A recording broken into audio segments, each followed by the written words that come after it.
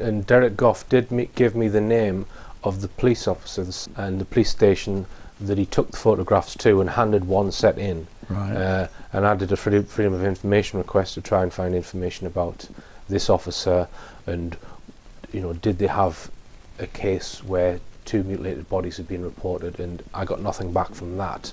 But that doesn't really prove anything. It just proves that they weren't able to corroborate that. But Right. When you look at photos like that, you try to reason with yourself. I mean, you're looking for excuses to not to believe what you're seeing. yes, You turn them around and think, oh, it might be this, might be that. But when you look at it and you keep giving you photos after photo and you keep looking at it, you think, God, this is... right. Well, it's mind-boggling because I didn't want the story. So the third time you saw him, had he been arrested? No, that's the whole thing about it. I mean, when I went back down to the police station, which was on the Thursday morning, to speak to this police officer, They didn't. he gone on holiday. Right. Okay. So I mean, you're talking about murder inquiry, alleged, which he should have been. yeah. So the police have obviously been told to back off. Yes, which I'm not known for my patience anyway, and I actually punched this police officer in the chest. Right. Not hard, which should have been assault. Right. She's been arrested, which I wanted, because I had a trouble reasoning with all this. My head was Because all you in felt you were disarray. being fobbed off by. No, my head was gone because of what I was saying. I didn't believe, Yes, I couldn't right. believe that this is happening today. Okay. I had never heard of any mutilations of humans ever in my life, except for one. And I only learned of that about 2 years before. I mean, if you read a book and there's only one, it looks as if the book had been set on fire in Brazil. That's all it looked like. Right. But when you actually seen something that you don't want to see and you never asked for, all I wanted was a light in the sky, something exciting. Right. When those photographs appeared, he said, they're not the only ones. He was also marked, which he showed me on his arms, radiation. And he was a big man, like he said. Right. I'm afraid. I walk up and down, I check my kids all the time, especially in the dark. It's happening all the time. Right. He said, we got children, i.e. his group, we got children, and something got to be done about it. He thought he should report these photographs to the police, which is what anyone would do. Yes. So he went to the police, he handed them in. The police said to him, right, we're going to go and arrest this guy that you've met. Because I Right. think Goff had his address by then, or he certainly had his name and his details. They said, yep, we're going to arrest him, come back and see us tomorrow. He went back the following day and everything had changed. There was 2 plainclothes people trying to persuade him that it was all a joke. When eventually I got in touch with DC Adams, I said, what happened then? Because I wasn't happy anyway. Oh, I'll tell you what happened. He said, this man seen a light in the sky a couple of years ago and he thought he'd have a laugh with it. Bearing in mind what the story is, mind. Oh, right. The police officer said that to you? That's his exact words. The police officer said to Derek, we've interviewed the guy. He said he was in the territorial army. He said he was pulling Derek's leg and just wanted to make... He seen a light in the sky a couple of years ago and he thought Right. he'd have a laugh. I thought, no, but that story you didn't. There's no way. That Detective Constable Adams, he Right. was going to arrest him there and then. I mean, I wasn't allowed. You're not allowed to stay here. Could he be brought back here and he don't want you to see... Right. Because nothing ever happened. Right. I mean, I went back in the morning, police officers had gone on holidays. Strange that he had murdered and quiet and he'd gone on holidays. When I asked to see someone else, a policewoman came in and a man at the back. And being CID, dressed in plain clothes, I haven't got a clue who they were. So you don't know who they were, but No. there was some plainclothes officers that... Woman I was talking to, because if you look at the psychology of people crossing, if a woman talks to a man, it seems to be all subdued and it's not so much. But of course, there was a man in the back there, Right. standing there with his arm folded. When they were talking to you? Yeah, when she was talking to me, saying that, oh, you seen a light in the sky a couple of years ago. All right, so there was 2 plainclothes officers that you hadn't seen before Yeah. came in to tell you that he'd just seen a In light the interview sky. room. In the interview room. In the interview room, and there was another man in that room. You weren't told who these He people was right in the were. corner, just So stood they there. could have been MI5 or anything. I had to keep pushing and touching him. You know, if you touch a police officer, it Yeah. comes under assault. Right. If you get You would- arrested, I would have gone to the court, and then I could have told the story. Right. So you were trying to get a reaction Yeah. because you were upset. And I wanted to be arrested. I wanted to be arrested, so when I went to court, I could say, right, this is why I done this, because of the story. Okay. They didn't bite. Communication broke down between Derek and his source because the source realised Derek had recorded some of their conversations against his wishes, and Derek had given copies of the photographs to the police. After this, Derek wrote an article about the events in Global magazine entitled 580 Security Interview. The editor advised that certain facts about the case be altered so the story seemed less credible, because he was worried about the implications of revealing such sensitive information. After the article was published, Derek Goff was contacted by people claiming to be from mainstream media wanting his story, and offered money. When he refused to cooperate with journalists, he then started to receive telephone threats not to further publish the information, and finally suffered a very suspicious house fire, which seemed to be targeted in his office. He suspects that the person who read his gas meter the day before the fire was a bogus caller who planted a device. The meter was not due to be read at that time. Can I just ask you about the name then? So it's group and then a space 5 and then a space and then 8. So it's not group 58. No. It's group 5. Eight. Is it dash 8? No, it is group 58. Group 58 Security. You were in touch with this magazine, Global, and you gave the story to Global, who printed it in a fashion, but you know there were quite a number of mistakes in it. Yeah, but and as a result of it appearing in the Global magazine, you then began to be contacted by people who wanted to buy the story, to have the tapes, and offered you money for it. And it was ostensibly a person, a reporter from the press. I think you said he was from either the Times or the Guardian or something like this, who wanted to give the story. You refused the initial offer, which was £100 or something like that. I forget just what amount of money was involved. The person gave a phone number and an address, which turned out to be false. He phoned you again, giving you another phone number, another address, offering you more money, and you didn't give the details out because you wanted, because you were at the time receiving threats on the phone, which were saying you will never ever be allowed to print the story. Yeah, but This is after you've printed it in the Global magazine. Yeah. Yes, but it was a bogus reporter wanting the story, Right. wanted to buy the story, and wanted to have the tapes. Right. And once that had failed, Derek started to receive phone calls which said categorically, you will not be allowed to tell the story. Basically, you put out the story into that magazine. You then started getting contact by the press. You also give me a News of the World card, and you refused every time to give your story to them. Yeah, I did, because it was... I had a feeling... I was so mixed up. I wanted the story out, but I didn't want no backlash in.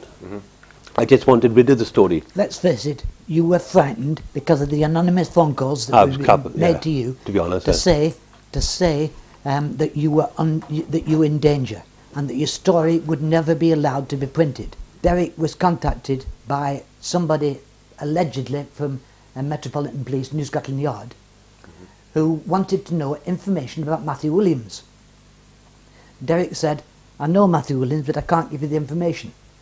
Subsequently, he rang up late one evening, probably about 11:30 in the evening. This guy rang up Derek to say, there's a warrant out for Matthew Williams' address.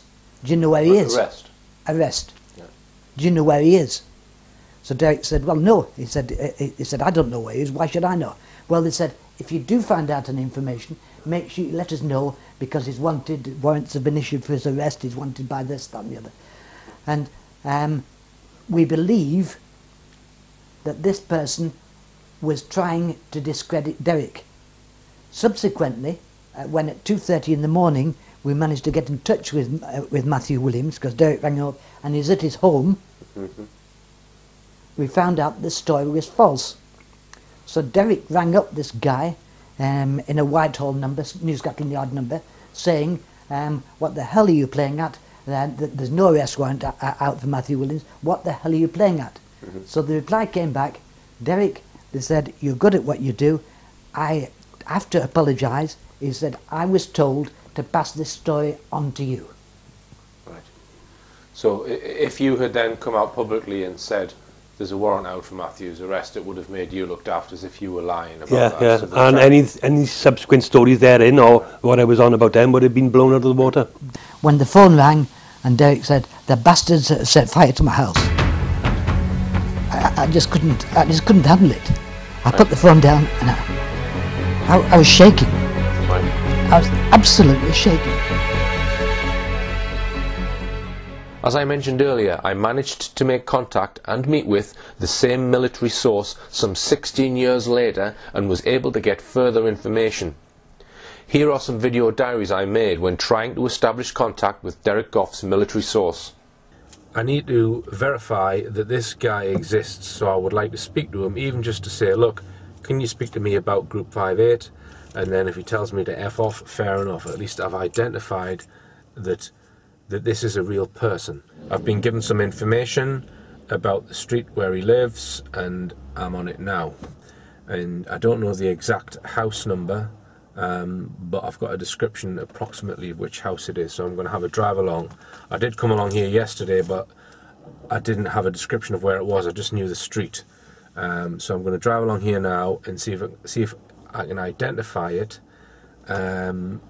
If I can identify the house based on the description that I've got from, I'll go back on 192.com and see if I can find out the name of the people who are living there, and just to see if the description matches what I've got.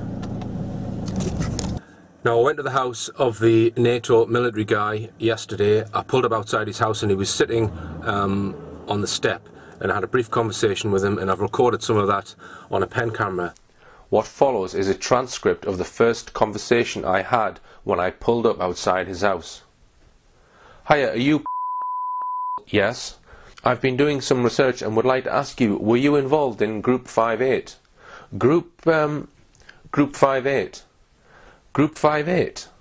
In the military? On the Brecon Beacons? He then shakes his head. No. There's a guy called... Is that you? Yes. What's going on? You were in the military between 1983 and about 1995. Were you in the army? Have you been in the army? No. What's all this about?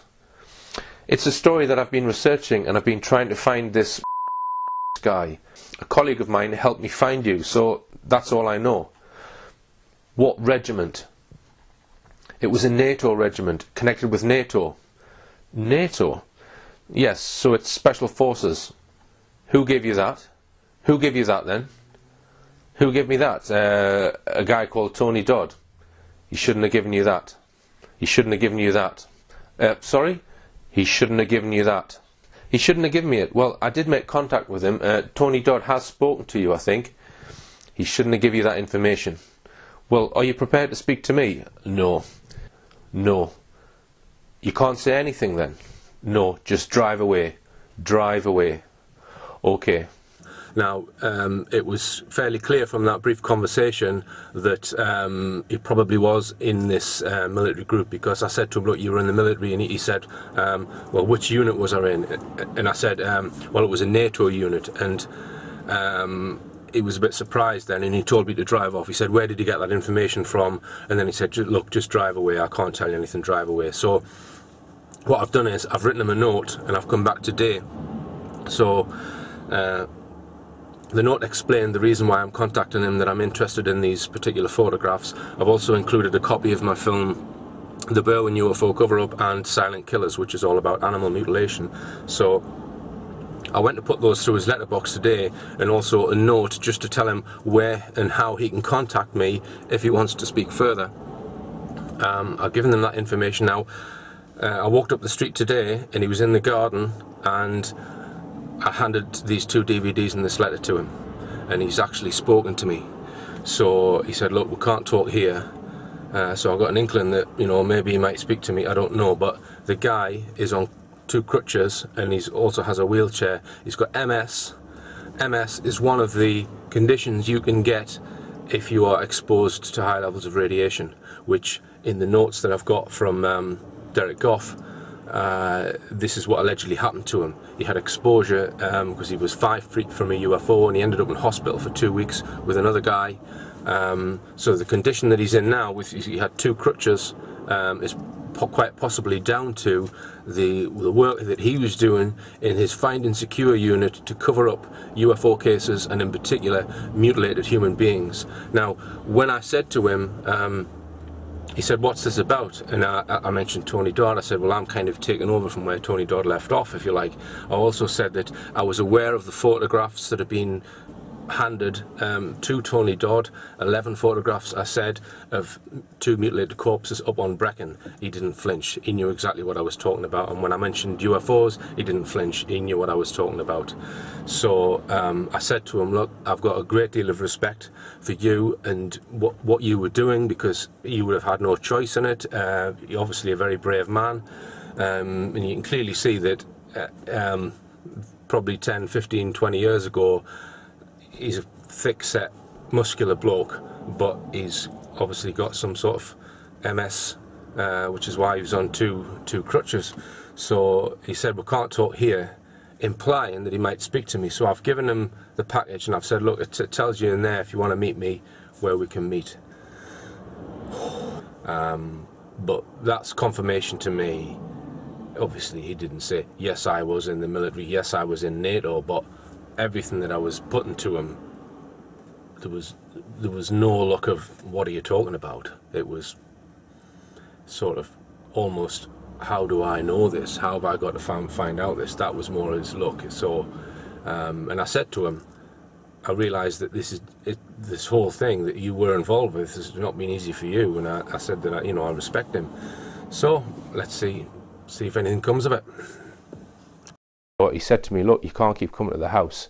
He said to us, right, if you drive down there in this particular car park, he says, wait for me there, I'll be 20 minutes. So I waited, he showed up, and then he said, right, follow me in the car.